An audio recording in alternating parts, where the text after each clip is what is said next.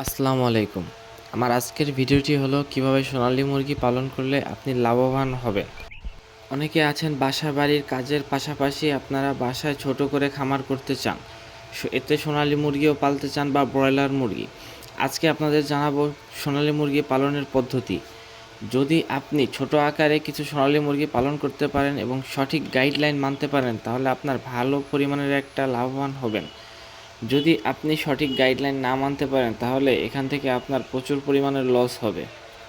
প্রথমত আপনাকে ব্রুডিং করতে হবে খুবই ভালোভাবে, এবং ব্রুডারের নিচে আপনি যেটি দিবেন তার উপরে পেপার দিয়ে দিবেন। পেপার দেওয়ার পর ঠান্ডা সময় হয় তাহলে আপনি লাইট জ্বালিয়ে তাপমাত্রা নিয়ন্ত্রণে রাখবেন, এবং নিয়ন্ত্রণে রাখার পর যখন বাচ্চাটি আসবে সেটির মধ্যে ছেড়ে দেবেন।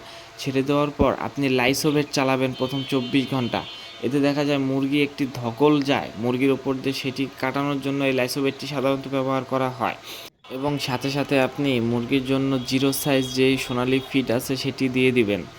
এরপর আপনার তাপমাত্রা নিয়ন্ত্রণে রাখতে হবে, দেখতে হবে যে ব্রুডারের ভিতরে তাপমাত্রা কি বেশি আছে। যদি বেশি থাকে তাহলে আপনার লাইটটা একটু উঁচু করে দিন। আর যদি দেখেন যে না, ব্রুডারের মধ্যে ঠান্ডা ভাব বা মুরগির বাচ্চা সব এক জায়গায় এসে পড়েছে, তাহলে তখন আপনি ব্রুডারের লাইটটি একটু নামিয়ে দিন, তাহলে তাপমাত্রা বেড়ে যাবে।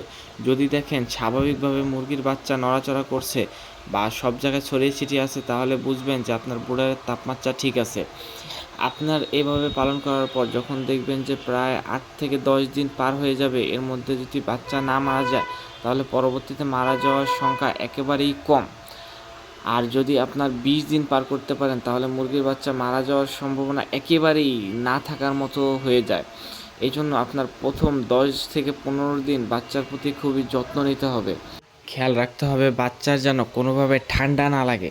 যদি একবার ঠান্ডা লেগে যায় তাহলে সেটি সারানো খুবই কষ্টকর, এবং যদি এই ঠান্ডাটি না সারে তখন দেখা যায় মুরগির ওজন আস্তে আস্তে কমতে থাকে। এরপরও যত্ন নিতে হবে, কিন্তু প্রথম 15 দিন একটু বেশি যত্ন নিতে হবে। তাই আপনারা প্রথম কয়েকদিন যত্নটি একটু ভালোভাবে নিন।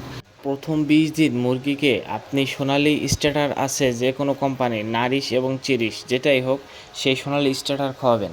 এবং 20 দিন পরবর্তীতে যখন দেখবেন মুরগির বাচ্চা একটু বড় হয়েছে, তখন আপনি সোনালি গ্রোয়ারটা খাওয়াবেন। 12 দিন বা 13 দিন পরে ব্রুডিং শেষে আপনি মুরগিটি যেই ঘরে ছাড়বেন সেই ঘরের নিচে তুষ অথবা বালি বিছিয়ে মুরগিটি ছেড়ে দিবেন।